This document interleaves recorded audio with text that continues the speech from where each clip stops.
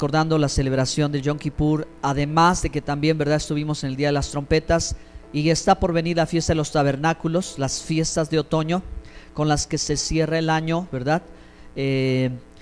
Tuvimos la oportunidad de conocer un poquito más de cerca lo que se realiza en el Día de Expiación, y tomado de la mano de este tema, hay una carta en el Nuevo Testamento que está dirigida a los hebreos y que está en conexión con todo esto. Así que lo estuve meditando, lo estuve pensando y dije, bueno, pues no hay mejor oportunidad que esta, que procurar, ¿verdad?, compartirle a la iglesia este tema, aunque sea un pequeño resumen, aunque sea una presentación muy breve, pero que ustedes vayan poco a poquito, hermanos, comprendiendo mejor de qué se trata esta carta, y que entonces, ¿verdad?, cada vez que ustedes la lean ya tengan este fundamento, ¿de acuerdo? Ya tengan una base, ya tengan una comprensión necesaria.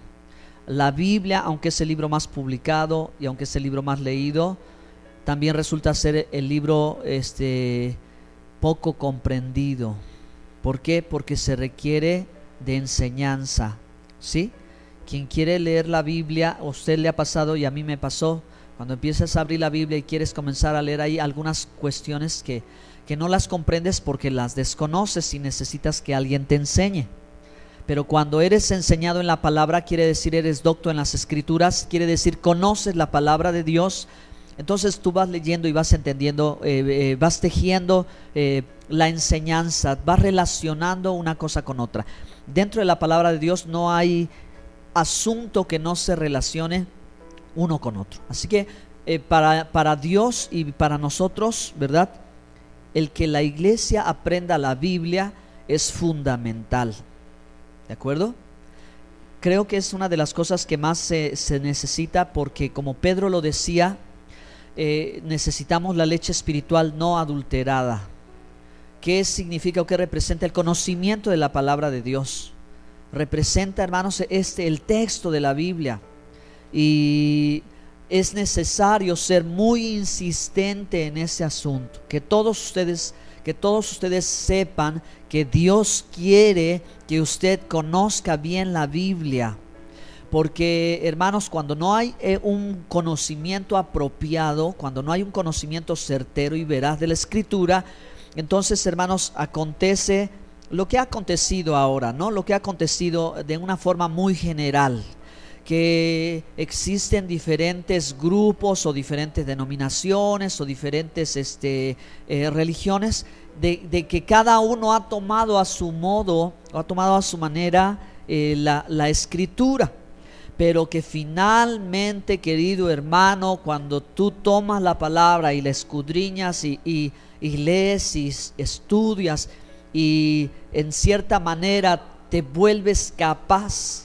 de poder, hermanos, aprender lo que Dios te quiere enseñar, entonces verdaderamente tú encuentras la luz que necesitas, por explicártelo en una manera sencilla, ¿de acuerdo, hermanos? Y bueno, estos días han sido también esa preciosa oportunidad de parte de Dios. De estas cosas, hermanos, necesito empezar de esta manera para que entonces ustedes puedan comprenderlo mejor, lo que hay que exponer. ¿Están aquí? ¿Sí? De acuerdo. Ok, muy bien.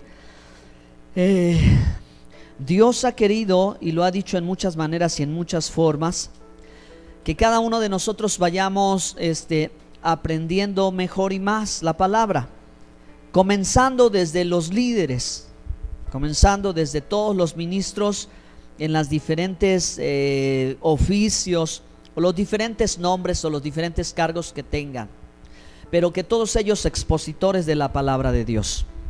Entonces el libro de Apocalipsis dice: bienaventurado el que lee y bienaventurados los que oyen la palabra de la profecía.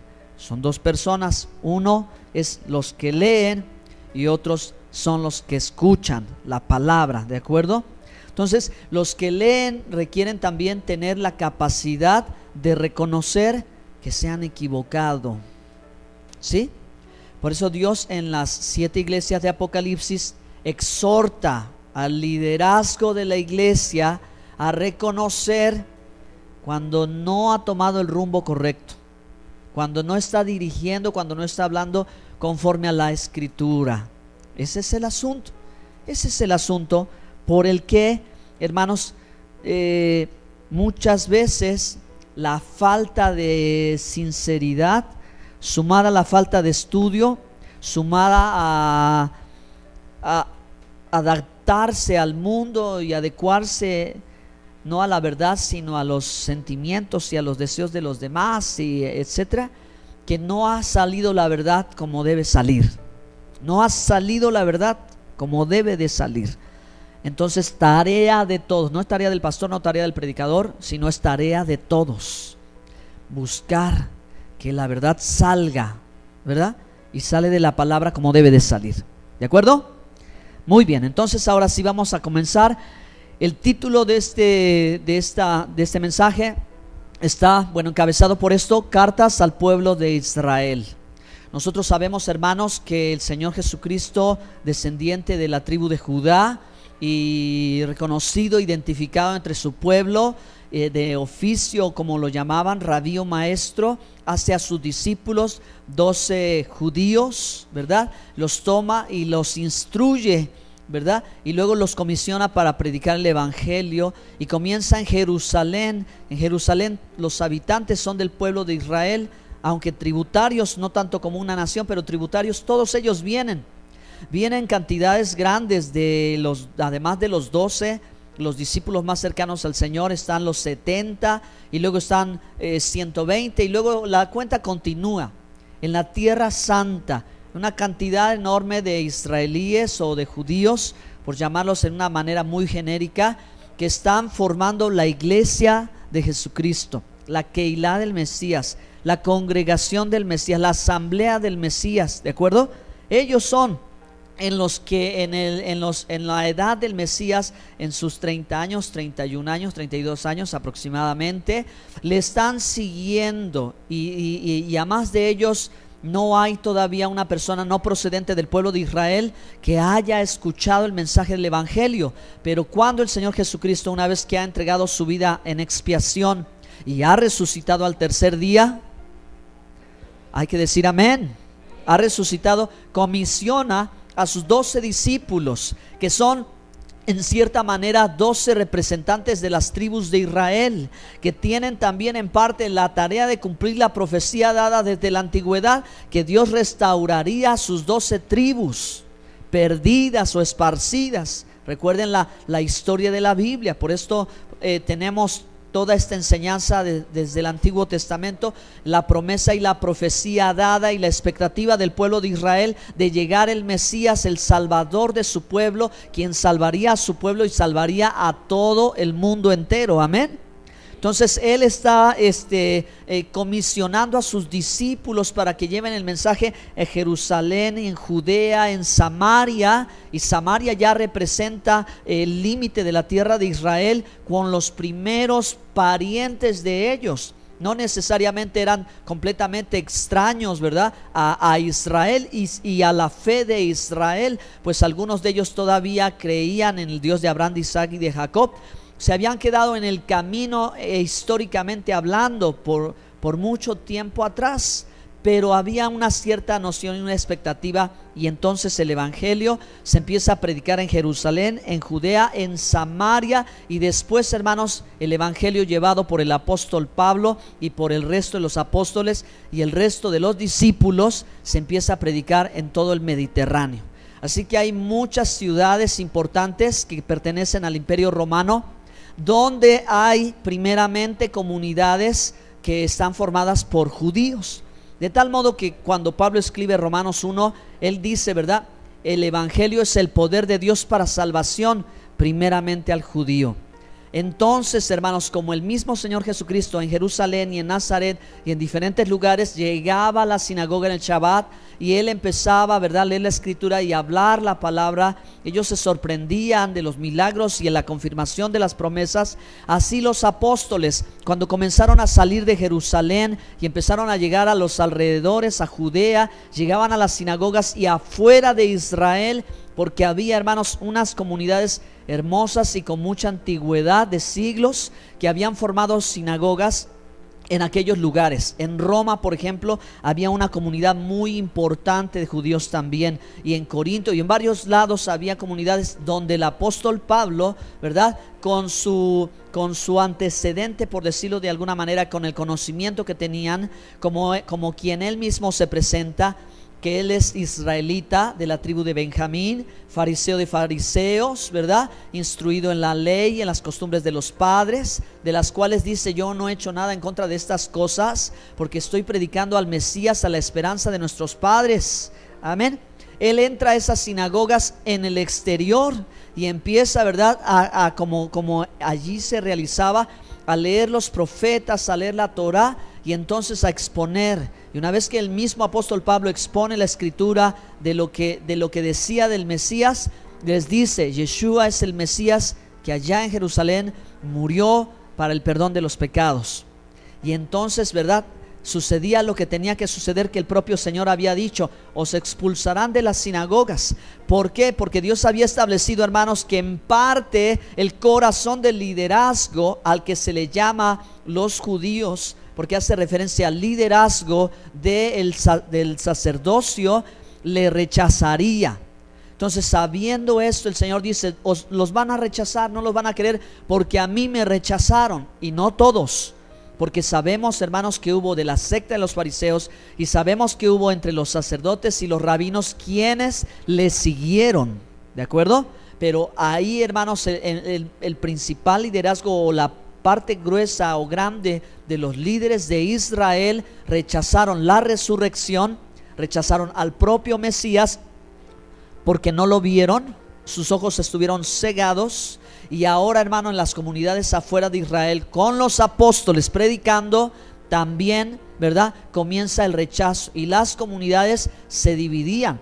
Pero sucedía algo interesante, que la comunidad de prosélitos, o temerosos de Dios, o justos entre las naciones, que estaban escuchando la lectura de la Biblia en el Shabbat, que no eran Israel, creían al Evangelio.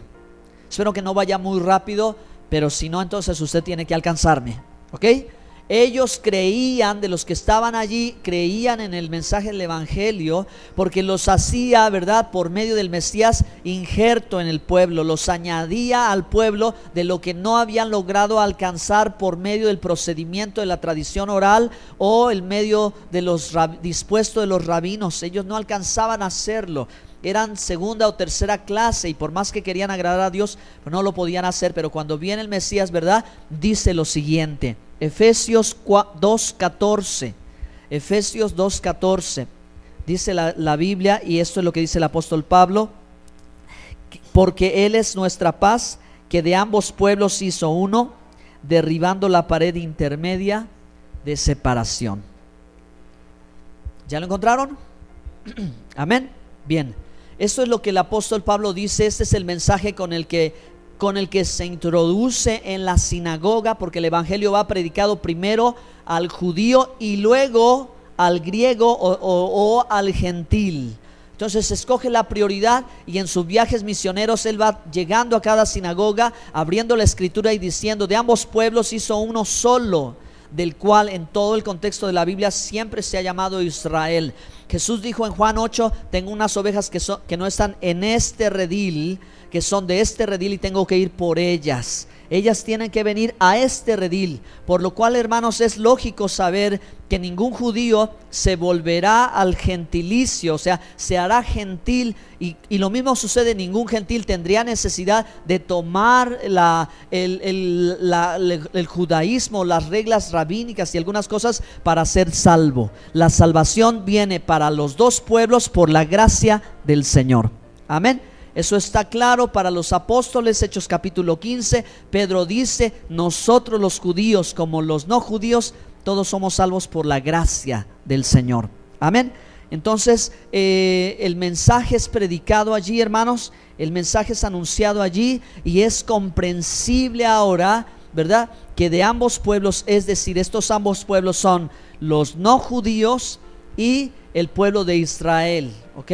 O los judíos, por llamarlos de una forma muy general, aunque hay muchos detalles que ir comprendiendo.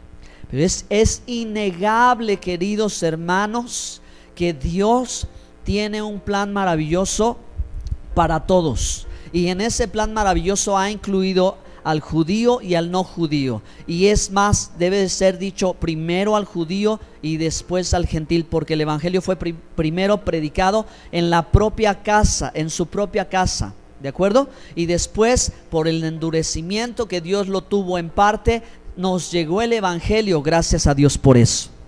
Amén, gracias a Dios, porque en parte lo endureció para abrir la puerta a nosotros. Pero un día, escúchelo, un día se cerrará la puerta a los no judíos, para que todos en el rebaño del Señor, o todos en la casa del Padre, o todos dentro siendo el pueblo de Dios, entonces, hermanos, allí Dios cumpla su promesa para aquellos que cerró sus ojos en parte, para nosotros. Lo hizo Dios para nosotros, hermanos amados, para que nosotros nos llegara el evangelio. Porque Pablo, cuando, hermanos, estuvo predicando y vio la dureza del corazón de los judíos, del liderazgo de Israel, dijo: ok, ustedes no lo quieren, voy ahora a los gentiles, de quien Dios me ha comisionado para ser apóstol a los gentiles. Aquellos que no esperaban Mesías, aquellos que no tenían esperanza, no tenían Dios y no tenían salvación, ahora va el apóstol a predicarles a ellos.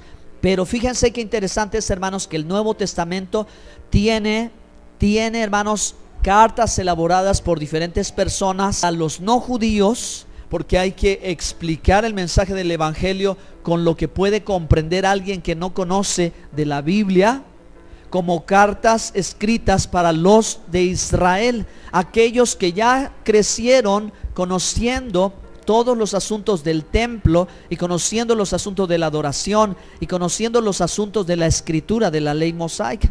¿Ok? A estos hay que explicarles también. No solamente era, ¿verdad?, que automáticamente iban a entenderlo todo. Habría que dar una enseñanza. Aparecen 7 cartas al Israel de Dios. Hay 7 cartas en el Nuevo Testamento, hermanos, dirigidas al pueblo. Y hoy vamos a ver la carta de los Hebreos. Pero también, como vimos en otra ocasión, la carta de Santiago a los dispersos de las 12 tribus, dice, a los que están dispersos de las 12 tribus de Israel. El destinatario es claro, ¿verdad? El destinatario es claro en la referencia que se está haciendo. Y sumamos a esto la primera de Pedro y la carta de Judas, y las 3 cartas de primera, segunda y tercera de Juan. ¿Okay? Y en otra oportunidad vamos a hablar un poquito sobre cada una de ellas. Pero en este día especial, hermanos, que hemos aprendido y que hemos entendido también acerca del rol tan importante que tiene el sumo sacerdote en el día de expiación, en el día del Yom Kippur, en el día del perdón, en el día del arrepentimiento, el llamado de Dios. Entonces, hermanos, vamos a hablar sobre la carta a los Hebreos. La carta a los Hebreos habla sobre el sumo sacerdote y el sacrificio. Y nos habla sobre la fe y la perseverancia, y al final, ¿verdad?, los frutos de la justicia. ¿Cuáles son los resultados de haber identificado, reconocido y entendido que Jesucristo llevó a cabo con su sangre preciosa el perdón de nuestros pecados?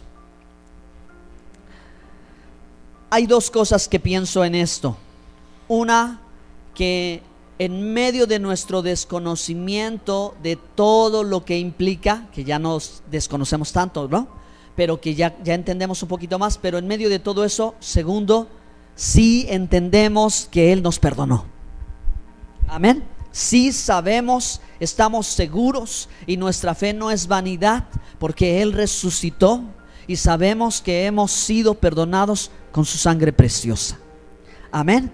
Ahora, los que crecimos apartados de una instrucción como esta, vemos solamente, hermanos, el acontecer en nuestra vida y lo sentimos y estamos gozosos y felices. Eso es una bendición muy grande. Pero hay en el cuerpo de Cristo, en la iglesia del Señor, como fue en el principio, que de ambos pueblos hizo uno solo, es decir, judíos y gentiles formaron la iglesia del Señor, y los no judíos fueron llamados e injertados, Romanos 11, al pueblo de Dios, al Israel de Dios. Y entonces, hermanos, ahora, ¿verdad?, es necesario entender, es necesario comprender cuál fue la función que hizo el Mesías. Espero que tenga yo las palabras suficientes para todo eso. Pero bueno, miren, ¿quiénes son los hebreos? Y voy a tratar de ir dando detalles conforme fluyan las palabras en mi boca. Sabemos, hermanos, que a Abraham se le llamó por primera vez en la Biblia el hebreo. Abraham el hebreo, porque hebreo quiere decir el que cruza al otro lado. ¿Y qué es lo que cruzó? Cruzó el río, ¿okay? Cruzó el Jordán. Abraham cruzó el Jordán. Y como hemos dicho, hermanos, cruzar el río no simplemente era cruzar un río y que aventado ya lo logró, ¿verdad? Como es cruzar el río Bravo y estás del otro lado y cumple tu sueño americano, sino y vive como indocumentado o como extranjero. No solo es esto, la implicación de Abraham fue mayor, hermanos. La implicación de Abraham fue que tuvo la capacidad de dejar atrás su pasado. Abraham tuvo la capacidad de renunciar a su cultura, de renunciar a sus costumbres, dejar a su tierra y a su parentela, que eso implicaba ser capaz de hacer a un lado todos los asuntos que hay en el mundo, todas las cuestiones terrenales y especialmente, hermanos, las cuestiones de ideas, ¿sí? Abraham fue capaz de despojarse de la idolatría. Abraham fue capaz de despojarse de lo que los padres dijeron. Es que mis padres y ellos así, yo así, mis hijos igual. ¿Me explico? Él fue capaz de romper con todo eso. Por eso el cruce del Jordán a él lo hizo el hebreo, el que cruza, porque fue un asunto espiritual. Y de ahí viene, ¿verdad?, toda su descendencia, ¿sí? El pueblo hebreo, pues a sus hijos, sus nietos y a toda su descendencia que caminó como él, se le identificó como el pueblo hebreo, ¿de acuerdo? El pueblo hebreo, el cual tiene que salir de la esclavitud de Egipto, y ahora el mismo pueblo de Abraham es llamado Israel, ¿ok? Porque Dios le da un nuevo nombre y le llama Israel, y ese nombre es un nombre que queda en toda la Biblia, ¿verdad? En toda la Biblia. Ahora, hermanos, sabemos que Dios en su palabra enseñó a Moisés y a su pueblo a adorar. El único lugar de adoración aceptado y aprobado por Dios era en el tabernáculo en la tierra santa. Dios había escogido a la ciudad de Jerusalén o al monte, ¿verdad?, para que allí se edificara su casa, según Dios lo había establecido, y así lo hace David y hermanos, Salomón lo construye, el templo tan importante para ver el rol del sumo sacerdote, ¿ok? Bueno, tengo que decir, a ver, un comentario, no sé si les agradará o no les agradará, pero toda la gente que crecimos en la cultura popular mexicana, vemos como hay una cierta reverencia o respeto a las personas, ¿verdad?, que visten sus túnicas y aún les besan la mano, etcétera. A donde yo voy es esto, que si en la cultura popular y en todo el asunto había un reconocimiento, había un algo, ¿sí? Había un algo cierto hacia las personas, hacia los sacerdotes que son de esta cultura. Pónganse un momento a pensar quién era para Israel el sumo sacerdote. ¿Quién era este personaje? ¿Sí? ¿Qué rol tenía? De tal manera que él era el responsable de que el perdón de Dios alcanzara a todo el pueblo. Imagínense, cuando usted recibió el perdón de sus pecados, ¿cómo se sintió? Descargado, uy, ligerito, así como que siento que vuelo, ¿verdad? Ya se me quitó la culpabilidad, se me quitó esta preocupación, estoy reconciliado con Dios, estoy feliz, estoy bien con Dios. Dios ya no está enojado conmigo, si yo pensaba eso, ¿no? Sé que Él me ama y sé que ha hecho esto por mí gracias a Jesucristo. ¿Verdad? Es hacia donde yo voy, y es, hermanos, hacia donde la carta a los hebreos está dirigida, porque la carta a los hebreos fue escrita para alentar a los creyentes judíos a estar firmes en la fe e instruirles acerca del rol profético del Mesías Yeshua, quien es, hermanos, el sumo sacerdote por la eternidad. porque Él jamás morirá. Porque Él murió en la cruz, pero resucitó. Porque Él antes de morir dijo: pongo mi vida y yo la tomo. Destruyan este templo y en 3 días lo construyo. Habla de sí, Él sabía lo que iba a hacer, sabía lo que iba a suceder. Israel tenía que cambiar el sumo sacerdote una vez que moría y no podía levantarse. Pero Israel sabía, ¿verdad?, que el Mesías viviría eternamente. No sabía cómo, pero sabía que quien fuese el Mesías tendría que vivir eternamente para poder traer sobre sus hombros el reino del Mesías, el reino del Padre a este mundo, etcétera, etcétera, etcétera. Entonces, hermanos, la carta a los hebreos tiene que ver con esto. ¿Por qué? Porque sucede algo, hermanos, que a la época que se está construyendo, escribiendo la carta a los hebreos, algunos dicen que es Pablo, algunos dicen que es Bernabé, algunos atribuyen a otras personas como Lucas la escritura de la carta. Pero, hermanos, el templo sigue de pie. El templo de Salomón, el reconstruido por Herodes, sigue de pie, y ahí se siguen realizando los sacrificios, aunque ya los propios apóstoles y los discípulos del Señor habían dicho que el único sacrificio ya que era grato al Padre era el de Cristo, que ya no había que hacer más sacrificio por la culpabilidad o por el pecado. Se podría hacer por la obediencia a la Torá, por la observancia, porque Dios dijo: estatuto perpetuo se haga, ofrendas de paz y otras cosas. Pero la sangre de Cristo fue suficiente para el perdón. ¿De acuerdo? La carta a los hebreos está conectada con el día de expiación, con ese sacrificio, el sacrificio de expiación.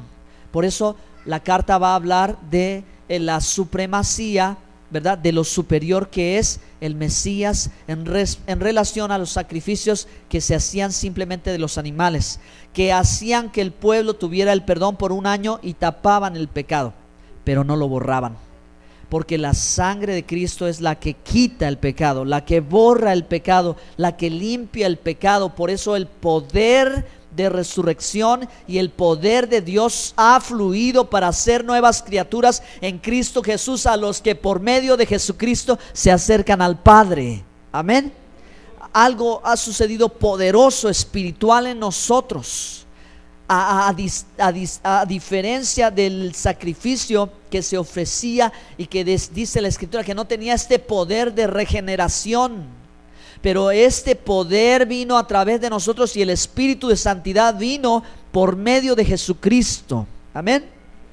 Perfecto. Entonces, miren, hermanos, aquí hay una nota interesante en la que tú te vas a llegar a identificar en algún momento, y es esta: que los creyentes judíos tuvieron un grande conflicto, porque ya esa época empieza a haber guerra entre Roma e Israel, y ya hay rumores de guerra, y ya hay asuntos que se están haciendo cada vez más fuertes. Así que los seguidores del Mesías ya no se sienten tan plenamente integrados al cuerpo de Israel, porque, como sabemos, hermanos, ya hubo un rechazo del Mesías, lo cual implica que también ellos ya no son tan bienvenidos, por un lado.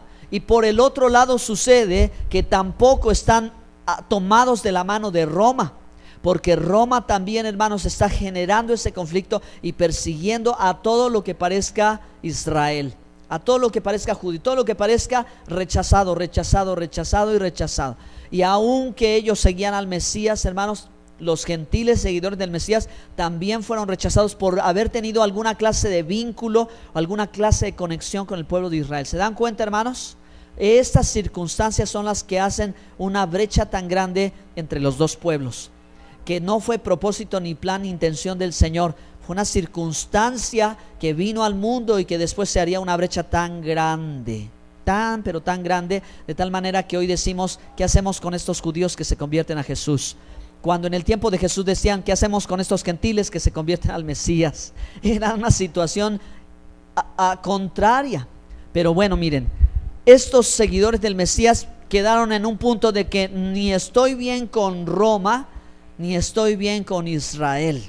Me siento un extranjero como el patriarca Abraham. No me siento tan claramente acomodado, porque ni quedo acá ni quedo allá. Esa es una experiencia que se debe de vivir cuando sigues a Jesús, porque Jesús dijo: el Hijo del Hombre no tiene ni siquiera una piedra donde recargar su cabeza, porque Él no era de este mundo. Él no era de este mundo. Él venía a cumplir una misión, vino del Padre y volvió al Padre. ¿Me explico, hermanos? No se identificó con las costumbres, con las creencias, no se amoldó ni se adoptó a ellas, ni la iglesia del Señor se debe de acomodar y de adaptar a ellas. Por eso Pablo dice, ¿verdad?, que nos renovemos para que no nos amoldemos a este mundo. Y cuando tú verdaderamente en tu corazón, aquí vas a entender lo que yo te decía, tú estás buscando la luz, tú estás buscando la verdad, tú estás queriendo caminar conforme a la palabra de Dios, tú te vas a ir dando cuenta de que no siempre vas a embonar tan bien con todos, pero que vas a escoger como prioridad hacerle caso a Dios. Denle al Señor un aplauso de alabanza. Vamos, anímense, hermanos.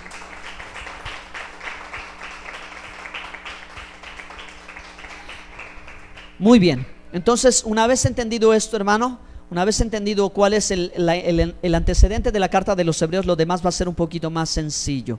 La carta a los Hebreos está escrita en relación al rol del Mesías como el sumo sacerdote, porque el templo, hermanos, está pronto a ser destruido, pues Jesús dijo: no quedará piedra sobre piedra. ¿De acuerdo? Él profetizó, él anunció, él anticipó que lo que a Israel le daba toda la seguridad del mundo de que Dios los iba a proteger, iba a derrumbarse, porque venía la guerra, hermanos, con Roma. Se iba a derrumbar todo ese templo, y para Israel iba a ser algo duro, algo tan difícil, ¿verdad?, de comprender. ¿Y ahora qué van a hacer? Entonces, una vez, hermanos, que ha acontecido esto en Israel en el año 70, marca un cumplimiento importante de lo que la carta a los Hebreos ya está anunciando, que terminaría para que el ministerio sacerdotal del Mesías continuase, porque el sacerdocio levítico y el sacerdocio de los hombres terrenales fue imperfecto y tenía que venir lo perfecto. ¿Y quién es lo perfecto? El Señor, el Mesías. Amén. Entonces vamos a leer la carta a los Hebreos en el capítulo 1. Ábranlo, por favor, verso 1, verso 2 y verso 3. ¿Ya están allí?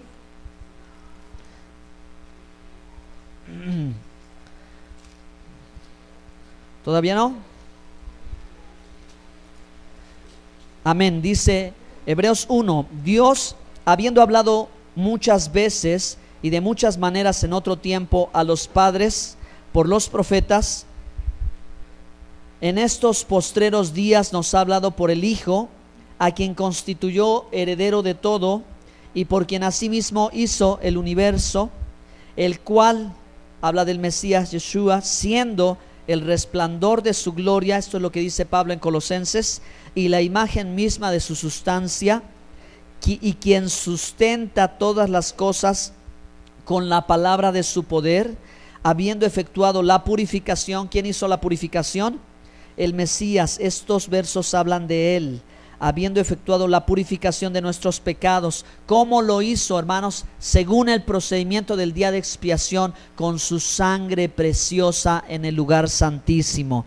Dice: efectuado la purificación de nuestros pecados por medio de sí mismo, se sentó a la diestra de la majestad en las alturas. Se sentó a la diestra de la majestad en las alturas. Esto es un hebraísmo, hermanos, ¿sí? Esto es una expresión que encierra, que es el lugar de la gracia. La diestra habla de la gracia, la siniestra habla de juicio. Él tomó el lugar de misericordia. Él decidió tomar y sentarse en la gloria, en esta actitud de misericordia, de gracia. Amén. Allá en las alturas tomó su lugar, porque Él, siendo en forma de Dios, se despojó de su trono de gloria y ahora vuelve y toma su lugar con una característica, hermanos, que Él va ahora como el sumo sacerdote. Amén. Ahora va como nuestro sumo sacerdote. Entonces, una vez leído esto, hermanos, ustedes tendrán la tarea de leer los capítulos de la carta a los Hebreos con mucha calma y con mucho detenimiento, pues ellos, hermanos, nos van a estar insistiendo, pero de una forma particular. Recuerde esto: es carta a los Hebreos.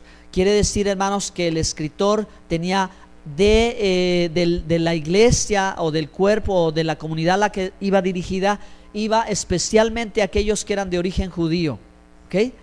Eso es lo que decíamos en un inicio. Esta carta va a traer entendimiento a aquellos que están dudando ahora, porque ven la circunstancia, ven el rechazo, y si deban ahora continuar haciendo, presentándose en el templo, o qué va a suceder. Entonces aquí el escritor de la carta les viene a confirmar que el haber creído en el Mesías, ¿verdad?, implicó que ahora hay un ministerio espiritual, un ministerio celestial que Él está desarrollando hasta el día de hoy, hermanos, y del cual a todos nosotros nos ha llamado ministros de un nuevo pacto. Amén. Nos ha hecho ministros de un nuevo pacto, no terrenales, sino espirituales. ¿Para qué? Para que ofrezcamos sacrificios de alabanza y de adoración al Señor. ¿Están aquí, hermanos? Amén. Entonces, en base a esto, el resto de los 13 capítulos va a relacionarse con esto, hermanos, y el resto puede ser también sencillo, porque del capítulo 1 al capítulo 4 se nos va a mostrar, hermanos, cómo el Mesías es superior por el haber llevado a cabo su sacrificio perfecto, único y eterno para nuestra salvación, ¿verdad? A diferencia de los ángeles, amén, que ellos son ministros de Dios, ¿verdad? Que ellos, los ángeles, son ministros de Dios, pero no en comparación con el propio Mesías, ¿verdad?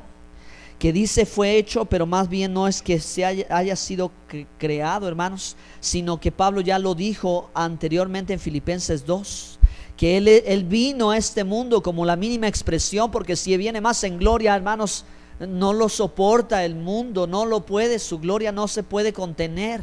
Así que es necesario que Él de sí mismo venga disminuido, ¿verdad? Poco menor, pero hecho superior, ¿ok? Él viene para cumplir esta función, para hacer cumplir su misión y tomar su lugar como el sumo sacerdote. Y ahí los pasajes hablan acerca de su naturaleza divina. En el capítulo 2 también, hermanos, se nos habla acerca de que Él es el autor de la salvación. En el capítulo 3 se nos habla que es superior a Moisés, no en contra, ¿ok? Porque no está en contra, porque el mismo Señor decía, Moisés escribió de mí. No hay contrariedad entre Moisés y el Mesías Yeshua, no, al contrario. Moisés, hermanos, habla de que vendría el Mesías, pero Moisés entrega, ¿verdad?, lo que ya decíamos, el sistema levítico, sacrificios que pueden perdonar por un año, pero Yeshua superior a esto, que el perdón que le otorga es por la eternidad. Denle al Señor un aplauso de alabanza por eso. Aleluya. Vamos, ánimo, iglesia. Hay que meterse con el Señor. Amén. Bien, entonces en Él tenemos paz, hermanos. En Él tenemos reconciliación, porque dice el capítulo 4: por tanto, teniendo un gran sumo sacerdote que traspasó los cielos, Yeshua ben Elohim, Jesús el Hijo de Dios, retengamos nuestra profesión, porque no tenemos un sumo sacerdote que no pueda compadecerse de nuestras debilidades, sino uno que fue tentado en todo según nuestra semejanza, semejante, mas no igual a nosotros, pero sin pecado. Por eso sabemos que Él no es humano, porque todo humano es pecador, pero Él no es humano, Él es divino, hermanos, ¿sí? Él es sin pecado. Dice el verso 4:16, pónganse de pie y casi llegamos a la conclusión, amados, por favor. Hebreos 4:16 dice la palabra de Dios: acerquémonos pues, lo leemos todos juntos en voz alta. Acerquémonos pues confiadamente ante el trono de la gracia para alcanzar misericordia y hallar gracia para el oportuno socorro. Recuerde, hermano amado, que Jesús ha tomado este rol, ¿verdad? Y Él es ese sumo sacerdote que nos comprende. Qué grande bendición. Y aun cuando nosotros no hayamos podido ahondar más en más detalle, pero sabemos, hermanos, que Él intercede por nosotros. Amén. Porque Él ha tomado este lugar y con su sangre preciosa nos ha perdonado. Hay que agradecer al Señor, porque el resto de la carta, hermanos, va en este tenor, no va en otro tono. Los capítulos siguientes van a hablar acerca del nuevo pacto y el sumo sacerdote que viene en sustitución del antiguo, porque Dios tuvo que establecer el ministerio levítico para, hermanos, hacer como un pacto con ellos para ministrar. Pero no era el plan perfecto de Dios, mas ya vino lo perfecto y estableció su nuevo pacto por medio del sacerdocio de Jesucristo. Amén, hermanos. ¿Sí? Que es según el orden del Melech Sadik, del orden de Melquisedec, un sacerdocio superior, un sacerdocio mayor, por lo cual nosotros no tenemos que confundirnos quiénes somos en Cristo. Somos ministros de un nuevo pacto. Amén. Él nos ha hecho y nos ha puesto para ofrecer sacrificios agradables a Él. Amén. Y todo esto es en relación con ello. Todo esto es en relación con ese sacerdocio, dice el capítulo 8 y el capítulo 9, que ese imperfecto, porque el sumo sacerdote era pecador, hermanos, y porque como ya vimos en el segundo templo, pecaban los sumos sacerdotes y morían algunos de ellos ante Dios, y esto era, ¿verdad? Era algo imperfecto que iba a caducar. ¿Cuándo caducó? Cuando el templo se derrumbó. Ya pasaron 2000 años, queridos hermanos, y el ministerio que ha fluido ha sido el ministerio del Mesías, del Señor Jesucristo, el sumo sacerdote, y nosotros somos el fruto de todo esto. Amén. Si ese ministerio ya en los cielos no funcionara, hermanos, ¿cómo habríamos de ser salvos? No podríamos, no tendríamos modo, hermanos, pero la salvación nos ha venido por medio del sacrificio de Cristo, que quita todos los pecados de nosotros. ¿Cuántos le dan la gloria al Señor? Así que denle un aplauso al Señor. Así que por eso la carta a los Hebreos, ya en el capítulo 11 al 13, empieza a alentar y decir: miren el ejemplo de los antiguos, miren la fe de ellos, por la fe hicieron esto, hicieron el otro, hicieron aquello. Y así también nosotros, hermanos, y así en el objetivo particular de la carta a esa comunidad judía era: aliéntense, que los milagros, la mayoría de ellos no fueron dentro de la tierra de Israel, fueron en el desierto. Allí en medio de las pruebas y las luchas Dios se glorificó. Y hoy, hermanos, tenemos la misma palabra nosotros, que somos el pueblo de Dios, que somos el pueblo de Israel, que somos los hijos del Señor, que en medio de pruebas y de dificultades, no en toda bonanza, no en toda paz o quietud, sino en medio del desierto que tú atraviesas, Dios va a seguir glorificando su nombre si tú tienes fe. Amén. Si tú puedes ser fiel al Señor, si tú eres fiel al Señor, fiel a la instrucción, fiel a lo que Él te habló y fiel a su promesa, tú vas a ver el poder de Dios venir sobre tu vida. Y entonces lo que dice en Hebreos 11: conquistaremos reinos, hermanos, derribaremos murallas, cerraremos bocas de leones, milagros y cosas maravillosas nos acontecerán a nosotros que hemos decidido buscar al Señor. Ahora ríndele a Dios un aplauso de alabanza. Dios bendiga su palabra, Dios bendiga tu vida, hermano, y vamos a adorar al Señor y vamos a orar. Cierre sus ojos, te adoramos.